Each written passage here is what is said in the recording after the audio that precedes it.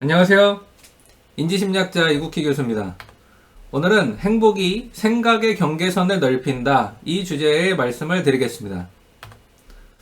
인간은 세상에 있는 다양한 대상들을 범주라는 형태로 압축해서 파악해요. 범주는 사실 굉장히 편리하고 효율적인 도구죠. 유사한 것들끼리 묶어서 실제로 우리가 학습해야 되는, 실제로 우리가 공부해야 되는 지식의 양을 줄여주니까 말입니다. 눈에 보이는 강아지마다 모두 새로운 이름을 붙여야 된다고 한번 생각해 보세요. 아마 강아지 이름 외우려고 하다가 날이 샐지도 몰라요. 또 여러분 눈에 보이는 비둘기마다 서로 다른 이름을 붙여야 된다고 한번 상상해 보십시오.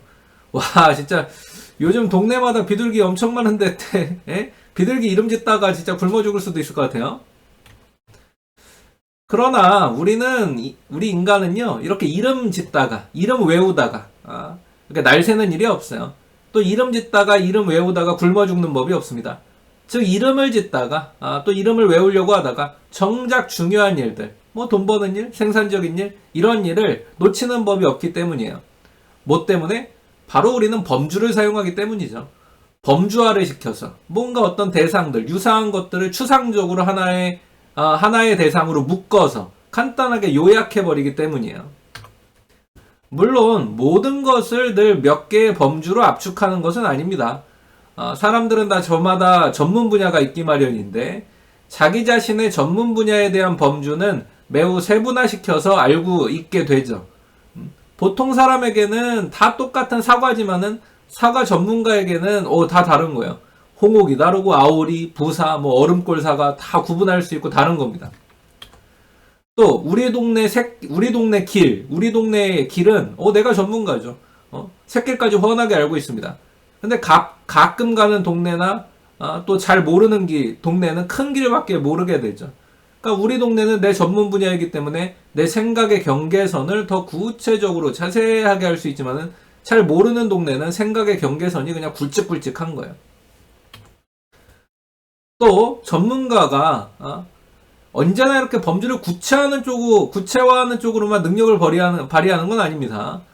이 전문가들이라는 사람, 어떤 분야의 전문가다, 일가견이 있다, 이 사람들은 범주를 확장하는 쪽으로도 능력이 있어요. 또 다른 사람들과 좀 다른 기준을 세워서, 다른 사람들과 보는 눈이 다른 거죠. 다른 기준을 세워서 범주화를 하는 능력이 뛰어난 것도 바로 전문가입니다. 그러니까 자기 분야에 대해서는 그렇게 할 수 있다는 거예요. 휴대전화기에 전화하는 기능, 간단한 메시지를 보내는 기능만 집어넣던 시대의 사람들 중에 그 분야의 전문성이 높아질 대로 높아진 몇몇 사람들이 있었습니다. 그리고 이 사람들은 새로운 생각을 하기 시작했어요. 다른 범주를 생각하기 시작했습니다. 휴대전화에 컴퓨터와 인터넷 기능을 추가하는 이런 걸 고려한 거죠. 그렇게 탄생한 게 아이폰 같은 거 아니겠어요? 그리고 아이폰과 같은 스마트폰이 탄생하게 됐습니다. 바로 이런 사람들을 통해서요. 그럼 스마트폰은 과연 어떤 범주인가요? 전화기인가요? 컴퓨터인가요? 답이 안 나오죠. 이럴 때 또 전문가들은 능력을 발휘합니다.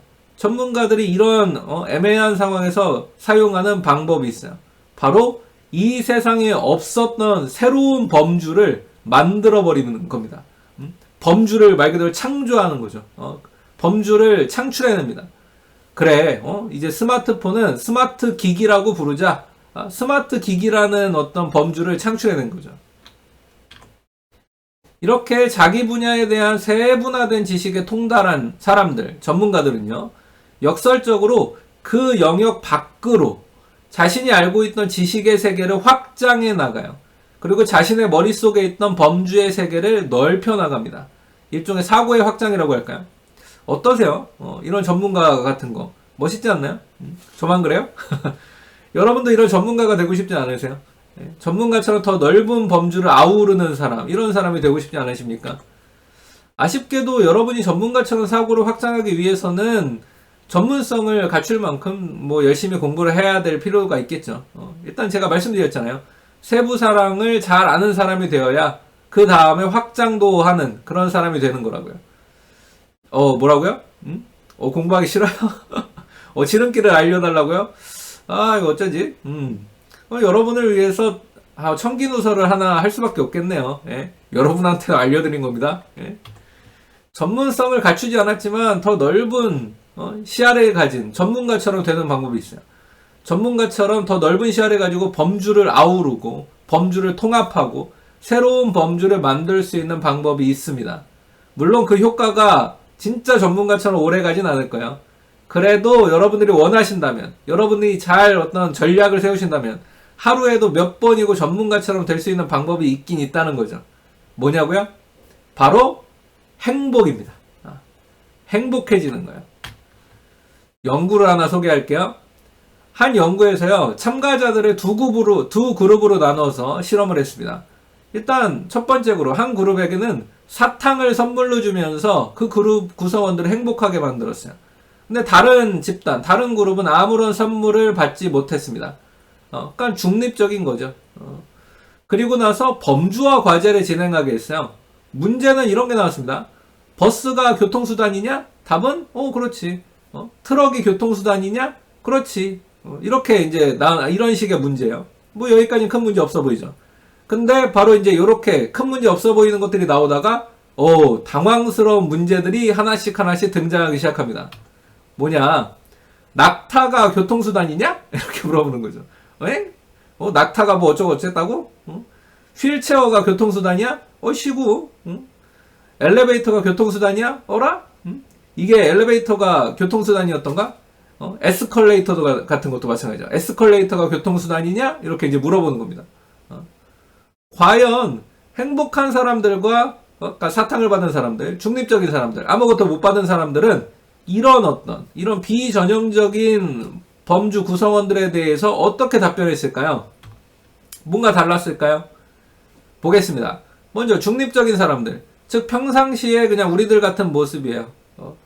이 중립적 집단의 사람들은요, 버스와 트럭 같은 전형적인 교통수단에 포함시켰지만 낙타, 휠체어, 엘리베이터는 교통수단에 포함시키지 않았습니다. 그런데 행복한 사람들은 달랐어요. 뭔가 차원이 다른 거예요. 생각이 다른 겁니다. 버스, 트럭 당연히 교통수단으로 넣었고요. 근데 이 사람들은 낙타, 휠체어, 엘리베이터, 에스컬레이터 같은 것도 교통수단에 포함시키면서 범주의 경계선을 넓게 확장한 거예요. 이는 행복한 사람들이요, 평상시에 생각하지 않던 것들에까지 생각을 하게 되었고, 평상시에 포함시키지 않았던 영역에까지 생각의 범위를 넓혀서 사고할 수 있게 됐다는 것을 보여줍니다. 마치 전문가들처럼 된 거예요. 여러분, 일시적으로나마 전문가처럼 보이고 싶으신가요? 누군가 앞에서 넓은 사고의 범위를 가지고 있는 내가 사람이다, 이런 남다른 식견을 가진 사람이다 라는 거를 뽐내고 싶으신가요? 그렇다면 여러분, 행복을 관리하십시오. 먼저 여러분, 행복을 잘 관리하셔서 기분을 좀 좋게 만들어야 돼요. 그래야 전문가다운 역량을 다른 사람들에게 드러낼 수 있을 겁니다. 혹시 아세요? 이런 여러분의 행복 관리가, 이렇게 하는 여러분들의 행복 관리가 그래서 여러분들의 시야가 확장되고 생각의 경계가 넓혀지는 이런 어떤 현상이 여러분에게 새로운 기회를 제공하고 새로운 능력과 역량을 제공할지요.